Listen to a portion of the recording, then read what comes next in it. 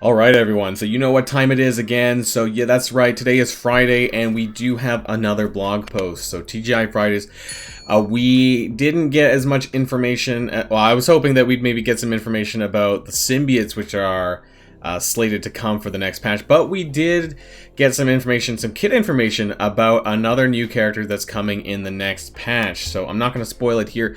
So let's jump on over to the blog post and check out what's going on. Alright, and so we have the blog post over here titled The Jade Giantess, and yes, this is a blog post about She-Hulk. So you can see her model here, at least, is pretty neat so far. So let's go down the blog and we can get a check out of her kit. So greetings, Commander. Keep your emotions in check this week and leave the anger management to the hulking new member of Strike who's making her debut. We also have upcoming events that'll leave you green with envy if you miss out, including city bonuses and blitzes, of course.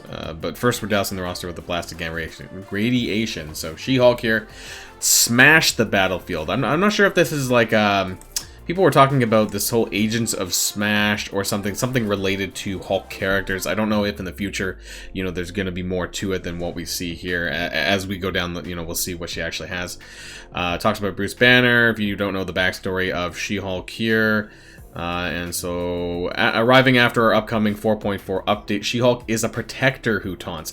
Now, I was kind of expecting her to be a brawler, possibly fitting into the Young Avengers as a hero brawler character, but I guess I was wrong about that. I don't think there's much in her kit that will allow you to use her there, and specifically not get an assist from Miss Marvel, so it's a little bit unfortunate, but applies a taunt to the most injured enemy and hinders enemy attacks by reducing their speed bar and applying stun as a nod to her days filling in for the Thing.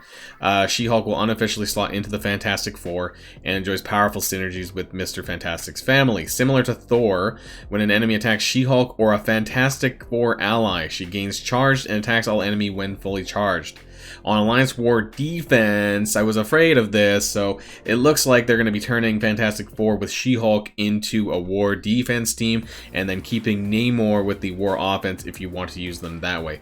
I guess there's some flexibility with the character, but yeah, I don't know, I guess it is what it is, but War Defense, obviously you can't get to see what your team is really doing other than, what happens in the match history, but other than that, it's just, I don't know. So She-Hulk increases Fantastic Four damage, and her ultimate ability ignores taunt to attack the most injured enemy. So by losing Namor, you are losing a little bit of damage, which I guess is supposed to be replaced here by She-Hulk's passive, increasing Fantastic Four damage as well. So take her your anger. Here's her kit here. Hero City Bio Protector. So basic Gamma Slam. Attack primary target for damage and apply defense down. We don't have any numbers yet, so we'll have to wait and see when the patch does come out, or when we get further information about the actual numbers about all these things. A special injunction. I think that's supposed to be like a law thing, because she is a lawyer. Energy costs 4 out of 4, so this is available on turn 1 if you are using her. Attack primary target for damage and reduce speed bar.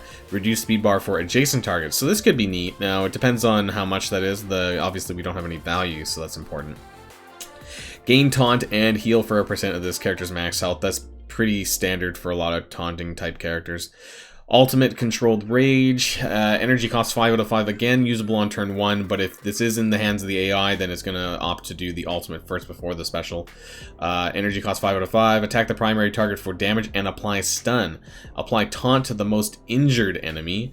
And then on War Defense, attack the target with most damage, ignoring taunt and apply stun. So, and then apply taunt to the most injured enemy. So I'm assuming that it would just, if you're on War Defense, it would opt to do this part here, attack the target with the most damage, ignoring taunt, unless it's a twofold attack. Primary target for damage and apply stun, and on War Defense it attacks the target with the most damage.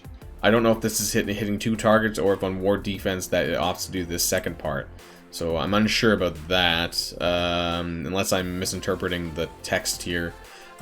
It's interesting. Again, more War Defense stuff, unfortunately, but it does attack the target with the most damage, so that's kind of cool. Kind of a Coulson or Taskmaster-esque ability thing. Passive Court Order. On turn, heal self for a percentage of this character's max health. Again, kind of a standard sort of passive for a lot of characters these days. On stealth, gain taunt and heal self for a percentage of this character's max health. So that's obviously to go with Invisible Woman. I don't know if there's any other characters you would really pair her up with to trigger that. I was thinking like city lane kind of stuff. I don't. Hand sentry is the only thing that comes to mind that you could even consider doing something like that. Gain damage per charged. When an enemy attacks this character or Fantastic Four ally, gain +1 charge up to a maximum of 5, and then on max charges, transfer all negative effects from self and each Fantastic Four ally to the enemy with the most damage. So that's kind of neat. So I guess if you're doing any, if you're fighting any debuff heavy teams, I suppose, then that's going to throw them back at them. Attack the enemy with the most damage and all adjacent targets around that target for damage. So that's kind of cool too. Remove all charge. So it's a different type of Thor mechanic, I guess. And on War Defense, gain damage for self and all Fantastic Four allies. So again, that's to replace the loss of Namor, presumably, which will just, I believe he's got damage on his passive as well. So unlike Namor, though, you're not going to be getting offense up on spawn or deflect on spawn, which is what Namor does give on War Offense. So instead, you're getting some of this War Defense text if you do want to put them there. That could be kind of interesting. You know, obviously, I'm currently using them on War Offense, so I don't know. We'll have to see. You know, if I do end up wanting to switch them into defense, I'm not sure. Upcoming blitzes, we do have an Elsa Bloodstone blitz coming around the corner, and of course the second round of Electro coming next week. And so, as you guys are aware, that the Sinister Sinister event is ongoing right now, so you're gonna get a lot of blitzing out of this anyways, because that's where a lot of the points are gonna get. You're going to get is from blitzing in PvP. So if you did see my video before about that, then I definitely recommend checking that out if you're a bit behind on it. So make sure you're aware of that. So bonus events, we are getting the Neighborhood Watch. This is double shards for city characters, probably for Block Party coming back around soon. It doesn't mention Block Party specifically, but yeah, so it will be coming soon because that's what this is for. Full Force. Looks like we're getting a second double shard event for Negasonic Teenage Warhead. I assume most people probably have cable at this point, but if you don't, you can still farm cable from this, but it's largely for Negasonic's double shards. So if you do need some more Negasonic shards ahead of Doc Ock, if you do think you might get them, then farm it then.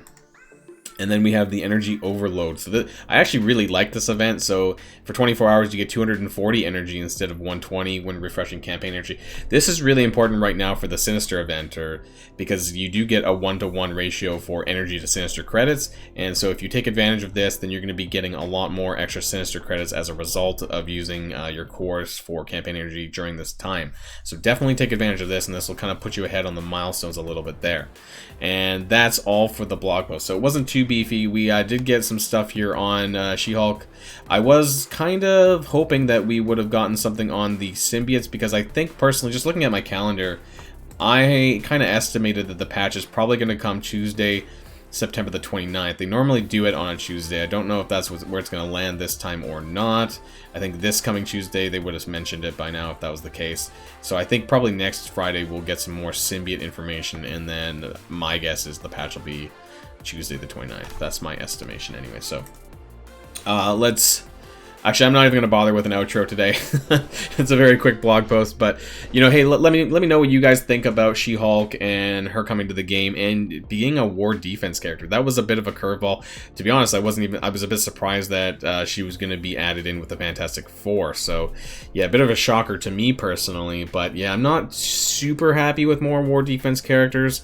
I'd rather just flat out war text, but let me know what you guys think about these kind of characters and characters that are made specifically for war offense or war defense. And yeah, and I don't know if I'm gonna, we'll find out if I'll end up building She-Hulk or not, but that's the end of today's video. I hope you guys enjoy the rest of your weekend, as it is Friday, so go out and do whatever you do on a weekend, or just play some more Strike Force. I'll see you guys all next time on my next video, and until then, stay safe, and I'll see y'all later. Well, I'm signing out.